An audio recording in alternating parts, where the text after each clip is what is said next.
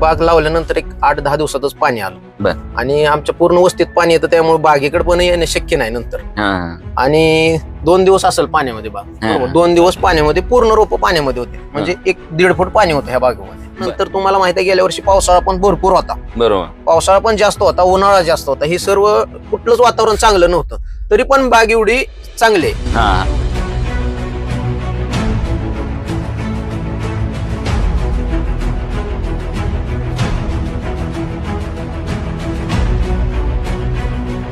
व्यापाऱ्याचं असं म्हणणं आहे की आता आम्ही व्यापारी 2-3 व्यापारी येऊन गेले, तुमच्या एरियात अशी बाग नाही. म्हणजे ह्या लेवलला जी कटिंगला आली अशी बाग तुमच्या एरियात नाही आता सध्या. म्हणजे असे बंच, एवढी शायनिंग साईज अशी बाग नाही.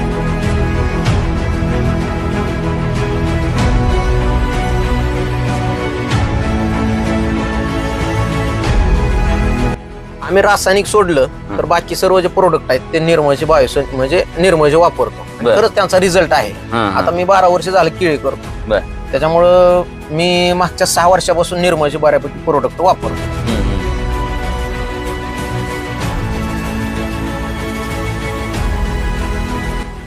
तसं आता मी तर माझ्या ह्याच्यात कधी अनुभवात पोंगा भरणी ही आम्ही कधी केलीच नाही. केली तुम्ही कधी? एक पण नाही केली. ज्या काही गोष्टी आहेत ते देतात, म्हणजे जे साहेब आहेत किंवा म्हणला दुकानदार देतात त्या हिशोबाने चालतंय, पण पोंगा भरणी आम्ही ह्या बागाला केलीच नाही. जे तुम्ही रेग्युलर देताय ते जर का कंटिन्यू दिलं तर बाकीची काही करण्याची गरज नाही. मला वाटतं ह्या आसपासच्या बागापाशी यांच्या बागाचा खर्च 100% कमी आहे. याला रायजामी कशी आम्ही मुळीला काहीच देत नाही. त्याच्यात एवढ्या मुळ्या होत्या की वरती मुळ्या दिसायच्या उन्हाळ्यात सुद्धा, आता जशा दिसतात तशा उन्हाळ्यात पण मुळ्या दिसायच्या ह्याच्यात. त्याच्यामुळे हिला कॅनोपीला वगैरे काही परिणाम झालेला नाही.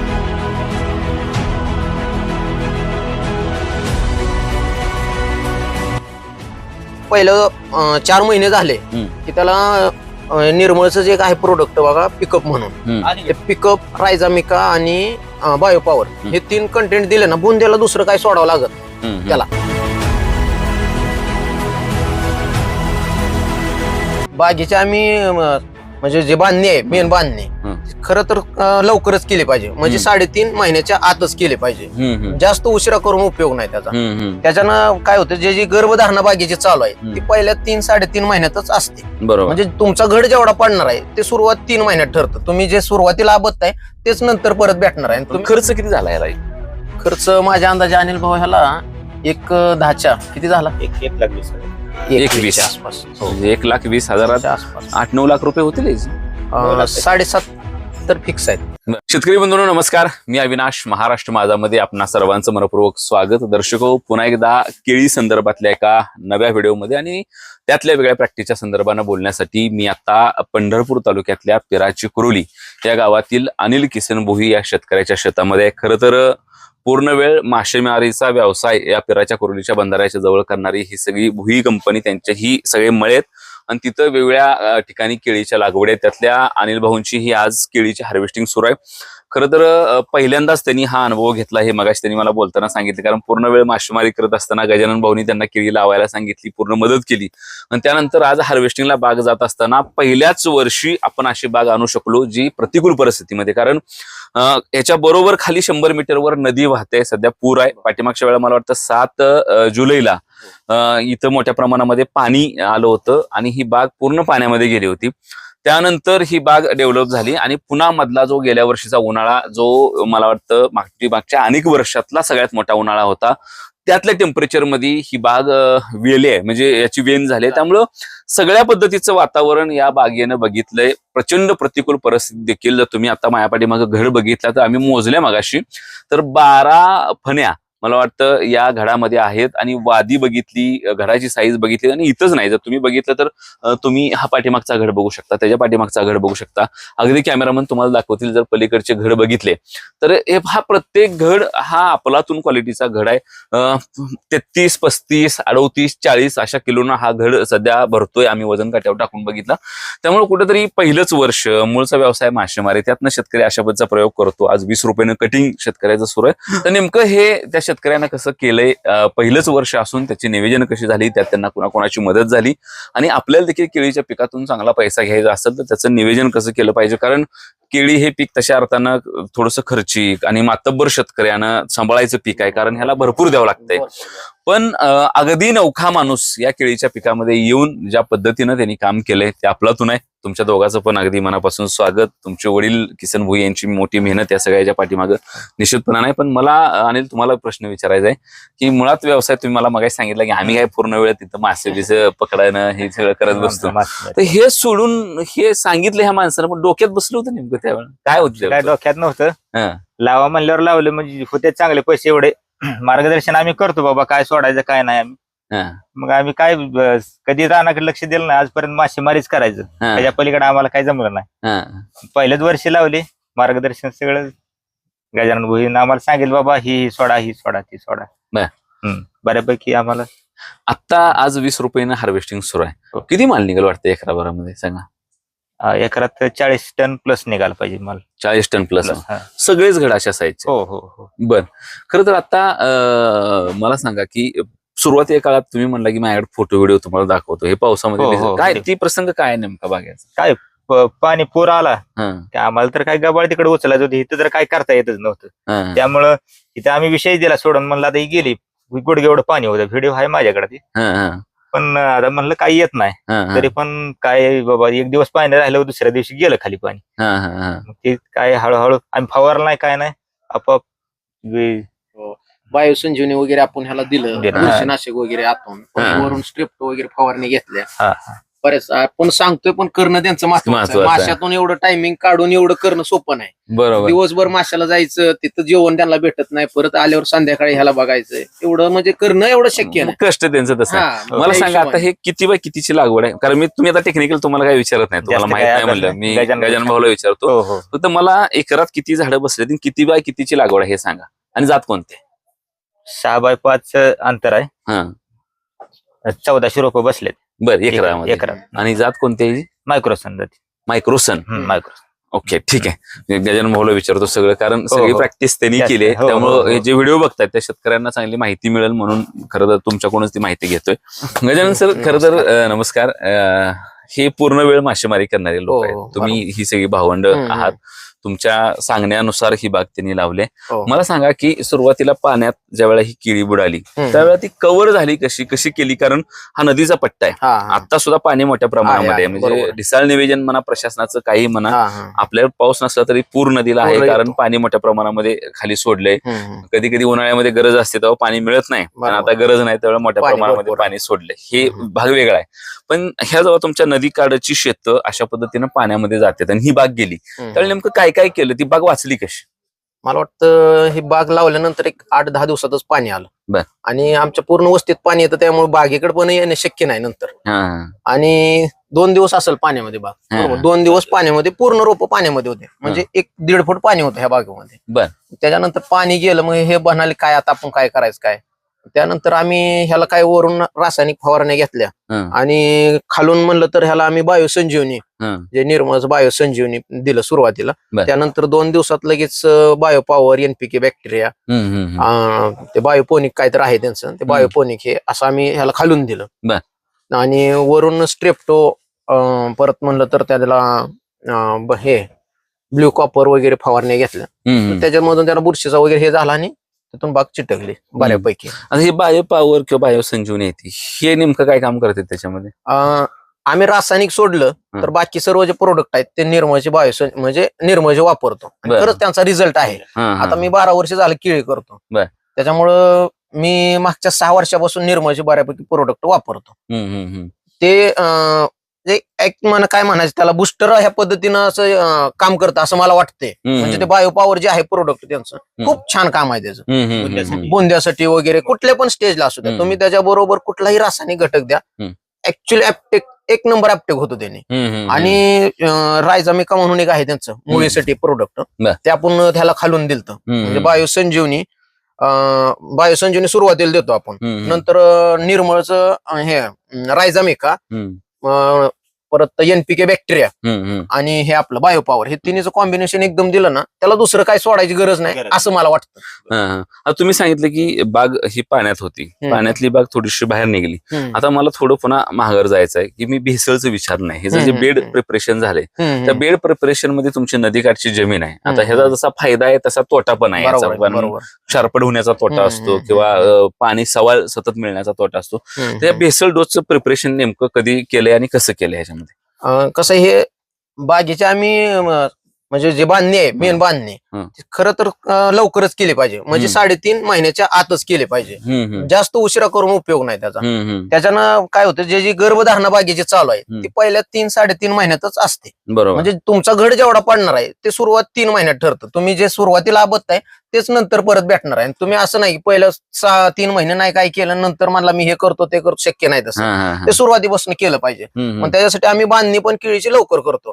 तर त्याच्यामध्ये बेसळमध्ये सांगायचं झालं तर आपण युरिया आहे, पोटॅश, परत 1840, लिंबोळी, परत बोरॅकॉल, बेनसेल्फ आणि निर्मळचं आम्ही त्याच्यात ग्रॅन्युअल बायोपॉवर एक टाकतो. बरोबर. ते टाकल्यानंतर मग त्याला आम्ही थोडं लगेच काय देत नाही, फक्त पाणी देतो आणि नंतर मुळ्या काढण्याचा प्रयत्न करतो. मुळ्या काढून हेच आम्ही देतो. नंतर त्याला ग्रॅन्युअल मध्ये बायोपॉवर तर आपण ह्याला दिलेलंच असते. त्याच्यानंतर आम्ही मुळीसाठी देतो ह्याला रायझामिका, परत बायोपॉवर आणि कॉम्बिनेशन मध्ये त्याला पिकअप आणि हे एनपीके बॅक्टेरिया. ओके. म्हणजे ज्या निर्मळच्या आहेत मला वाटतं पिकअप नावाने एक आहे आणि दुसऱ्या अजून 1-2 नावाने आहेत बॅक्टेरिया, बायोपोनिक एक येतात. हे आम्ही त्याला दिलं की त्याला परत सहसा लवकर दुसरं काही द्यावं लागत नाही आणि मग रेग्युलर डोस आम्ही चालू ठेवतो त्याला.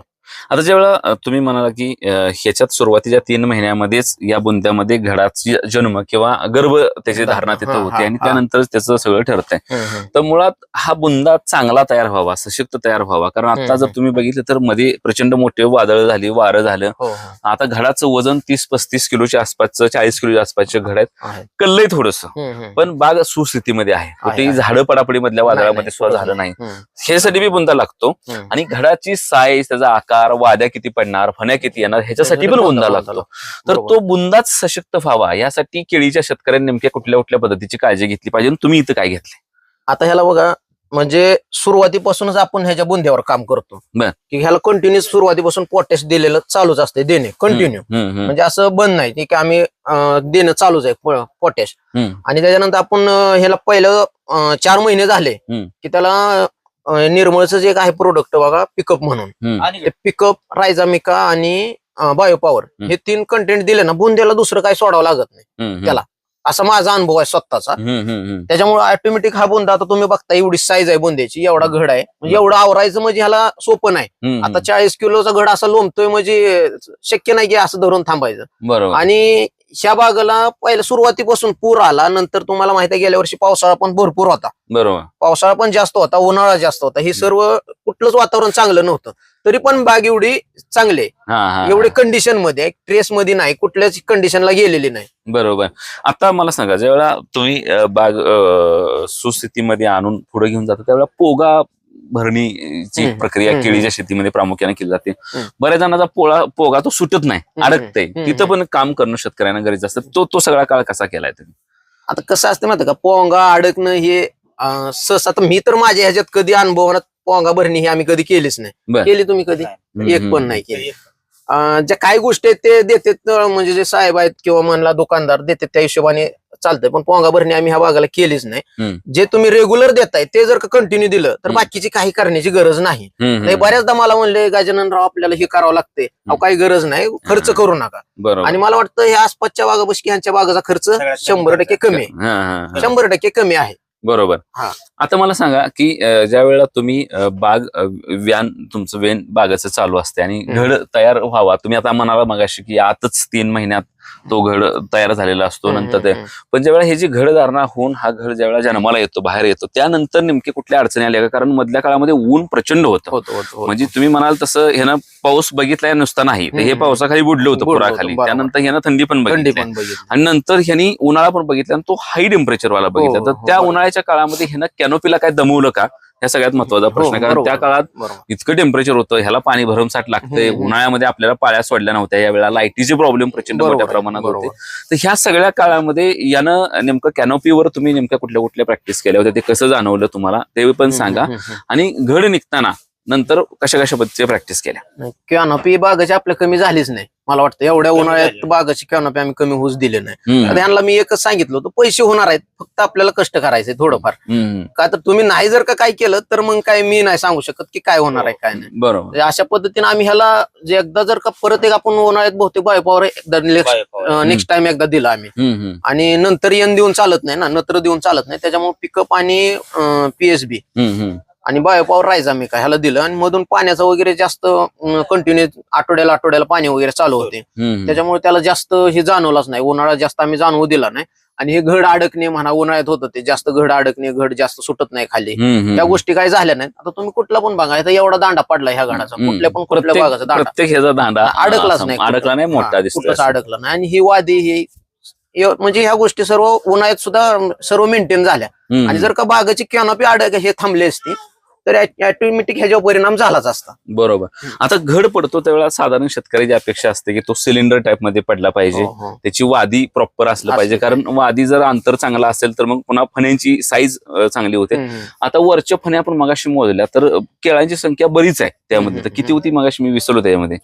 38-39 वर्ष निघली. आणि आपण 12 फण्या खाली मोजल्या त्या.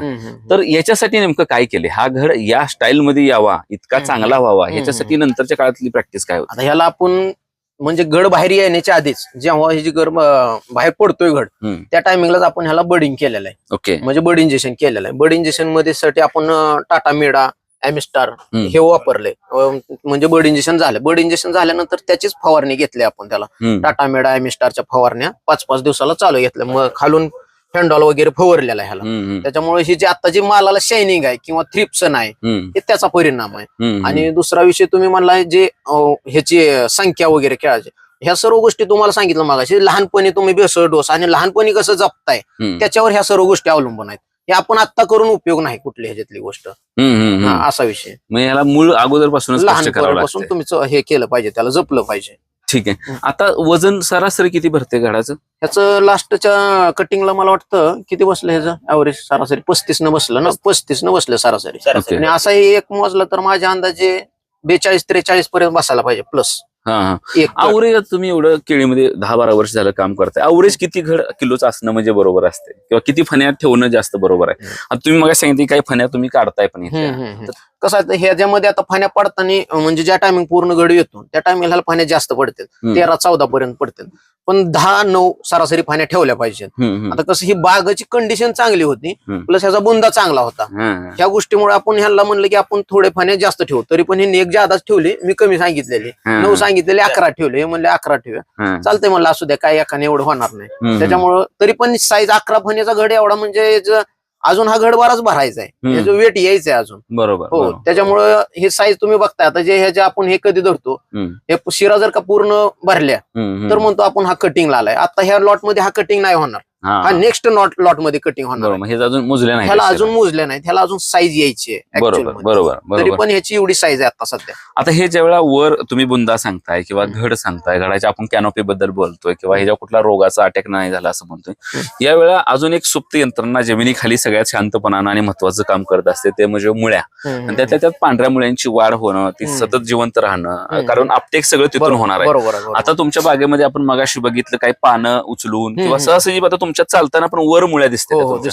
इतक्या मोठ्या प्रमाणामध्ये मुळ्या चालू राहण्याचं, जिवंत राहण्याचं, वाढण्याचं, ऍक्टिव्ह राहण्याचं सगळ्यात महत्वाचं कारण काय? महत्वाचं कारण म्हणजे असा उन्हाळा होता, त्यांना माहित आहे. आम्ही काय जणांच्या बागेत फिरत होतो त्या टायमिंगला मुळी दिसतच नव्हती कुठं. पण ह्यांच्या बागेमध्ये मला हे फोन करून बोलवायचे, गजाननराव तुम्ही या बागेत किती मुळी निघाली बघा. ते आमच्यातले खापाले म्हणून एक शेतकरी आहेत, शंकर खापाले म्हणून. तर त्यांच्या बागेत पण आम्ही म्हणजे व्हिजिट मारतो ना, जातो, बघतो वगैरे. तर त्यांच्यात कमी होत्या मुळ्या, पण ह्याच्यामध्ये आम्ही रायझामिक वगैरे दिल्यामुळं ह्याला रायझामिक कशी आम्ही मुळीला काहीच देत नाही.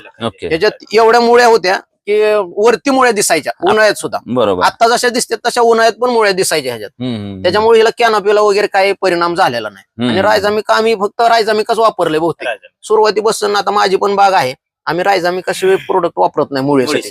त्याचा खरंच रिझल्ट आहे. म्हणजे एक शेतकऱ्याच्या नात्याने मी सांगतो, अनुभव आहे मला त्याला. ओके.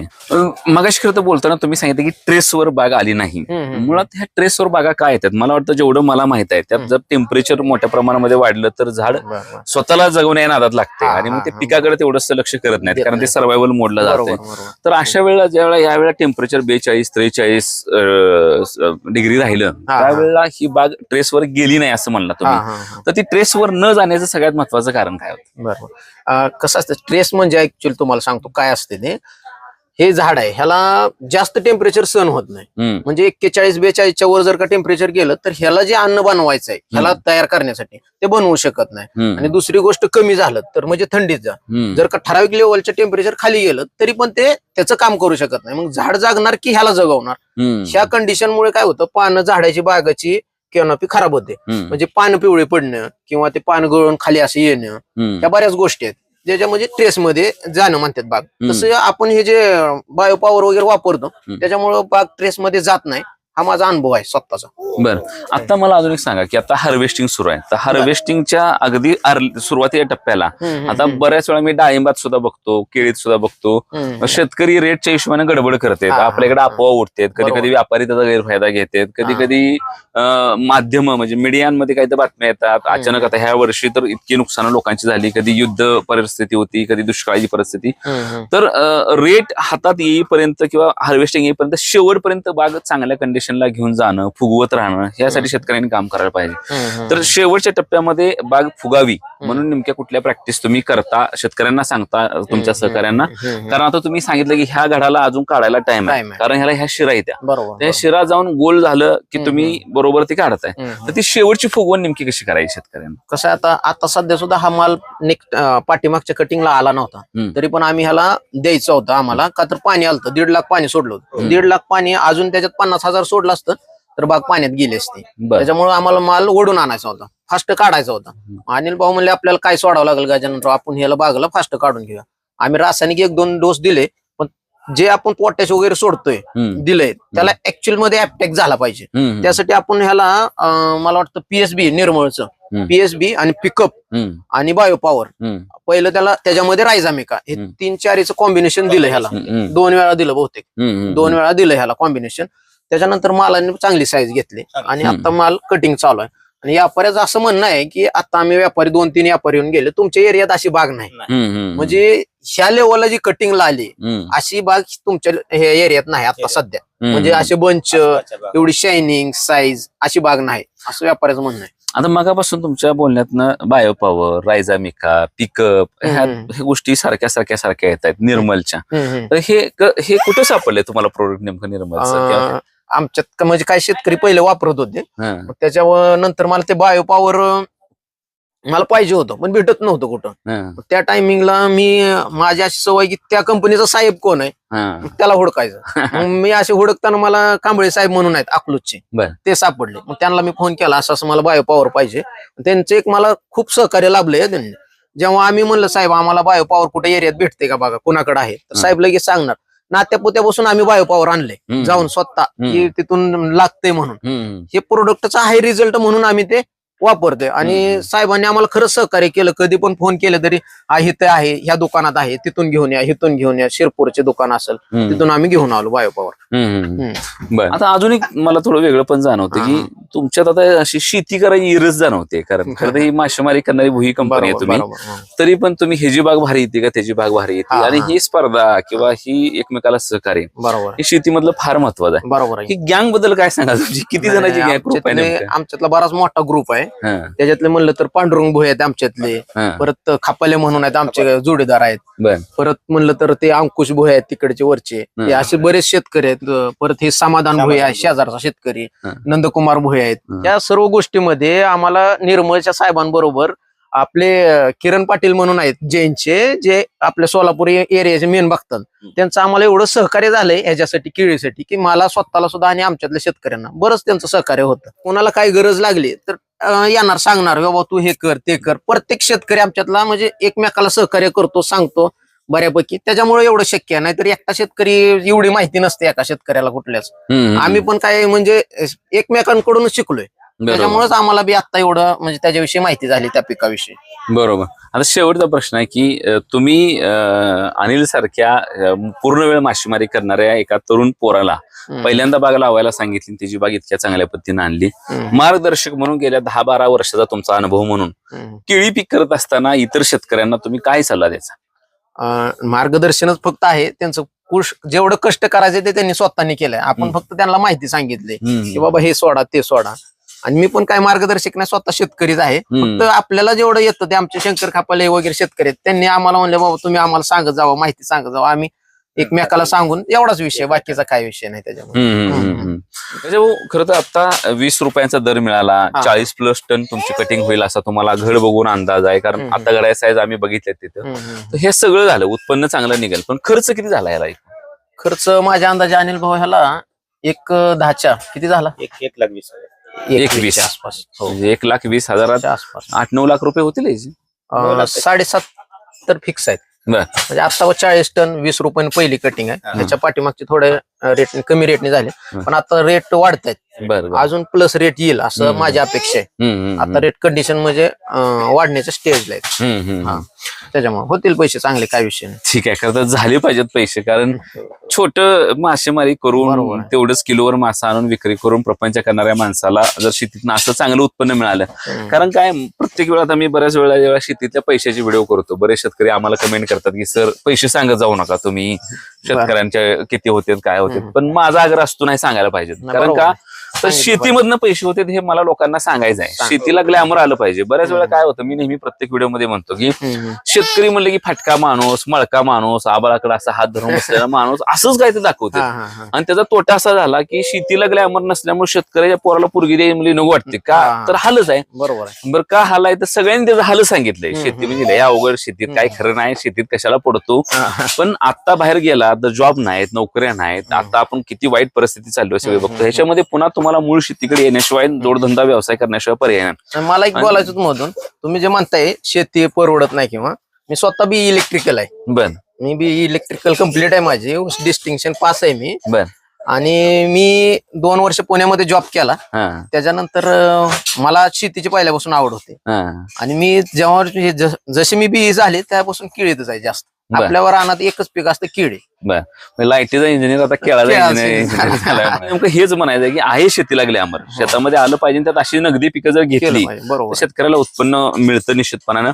तर ही गोष्ट मासेमारी करणाऱ्या अनिल भाऊच्या, ज्यांनी गजानन भाऊचं ऐकून ही 1 एकर केळी लावली, त्याला आता चांगल्या पद्धतीचे पैसे होत आहेत. पिराची कुरोली पंढरपूर पासून अगदी जवळच्या अंतरावर असलेल्या रस्त्याच्या कडेचा हा नदीच्या साईडचा प्लॉट आहे.